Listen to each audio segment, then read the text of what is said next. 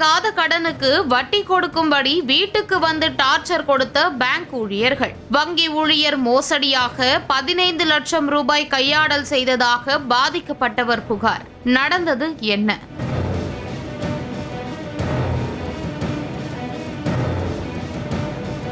சித்தர்கோவில் பகுதியை சேர்ந்தவர் பாலமுருகன். சமீபத்தில் நிலத்தின் மீது பஞ்சாப் நேஷனல் வங்கியில் இருந்து லோன் கேட்டிருந்தார். இதுகுறித்து பரிசீலித்த வங்கி ஊழியர்கள் தற்போதைக்கு லோன் தர முடியாது என சொல்லி இருக்கின்றனர். இதனால் லோன் வாங்கும் முயற்சியை கைவிட்டிருக்கிறார் பாலமுருகன். இதனிடையே சமீபத்தில் இவருக்கு பேங்கின் கலெக்ஷன் ஏஜென்ட் போன் செய்து வாங்கிய கடனுக்கு வட்டி கட்டுமாறு கேட்டிருக்கிறார். எந்த கடன் என அப்பாவியாக பாலமுருகன் கேட்க, அப்போதுதான் தன் பெயரில் 15 லட்சம் ரூபாய் கடன் பெறப்பட்டுள்ளதே தெரிய வந்திருக்கிறது.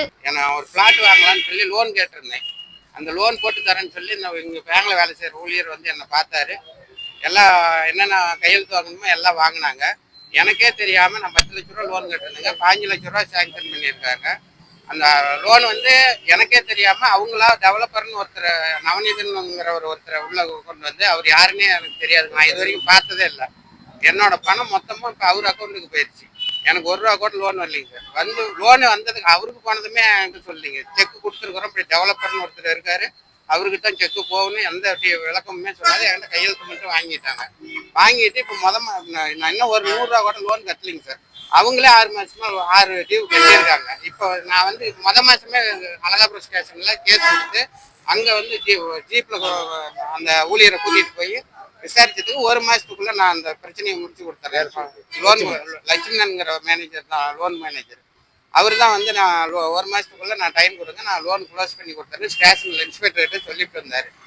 ஆனா இது நாள் வரைக்கும் காலம் தாழ்த்திட்டே வராங்க. இப்ப என்ன மிரட்டுறாங்க, லோன் கட்டலன்னா உங்க மேலதான் நாங்க கேஸ் கொடுப்போம். உடனடியாக தன் பெயரில் வாங்கப்பட்ட கடனில் இருந்து தன்னை விடுவிக்க வேண்டும் எனவும், பணத்தை கையாடல் செய்த ஊழியர் மீது நடவடிக்கை எடுக்க வேண்டும் எனவும் பாதிக்கப்பட்ட பாலமுருகன் வேண்டுகோள் விடுத்துள்ளார். இவரோட அனுமதி இல்லாமையே இவரோட கையெழுத்தை வச்சு இவரோட மனைவியோட கையெழுத்தையும் இந்த வங்கியில் இருக்கக்கூடிய ஊழியர், அவரோட பேர் வந்து லட்சுமணன், அந்த லட்சுமணன் அவரோட இருக்கக்கூடிய இன்னும் வங்கியில் இருக்கக்கூடிய ஊழியர்கள் எல்லாருமே சேர்ந்து, அந்த வங்கியோட ஊழியர்கள் இவங்க எல்லாருமே சேர்ந்து இவர் பாலமுருகன் அவருக்கு தெரியாமலே வந்து கிட்டத்தட்ட 15 லட்சம் ரூபாய் வந்து இவருக்கு தெரியாமலே வந்து அக்கௌண்ட் இவரோட அந்த இடத்து மேல லோன் பண்ணி வங்கி மூலியமா வந்து இவருக்கு அந்த பணத்தை தராம தேர்ட் பர்சன் ஒருத்தர், அவரை வந்து அவரோட பேர் தெரியல, அவர் யாருன்ற தகவலும் தெரியல, வங்கியில் அது குறித்து கேட்டா சொல்ல மாட்டேன்றாங்க.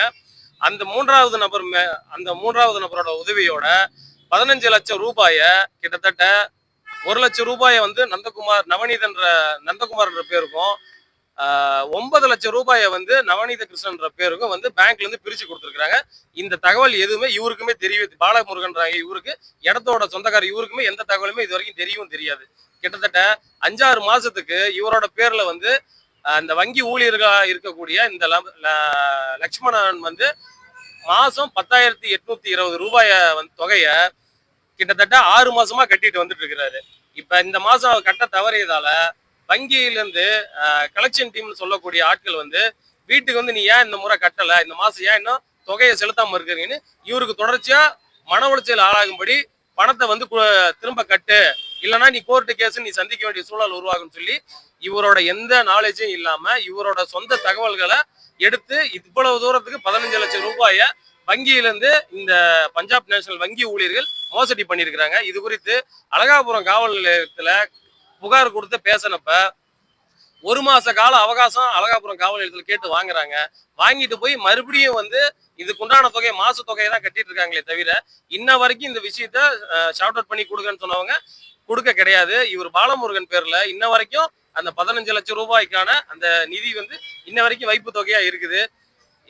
இப்ப கடைசியா இந்த 1 வாரமா கொடுத்த அழுத்தத்துல மனைவியோட தற்கொலை பண்ணிக்கிற சூழல்ல இவர் வந்து தள்ளப்பட்டிருக்கிறாரு இன்னைக்கு.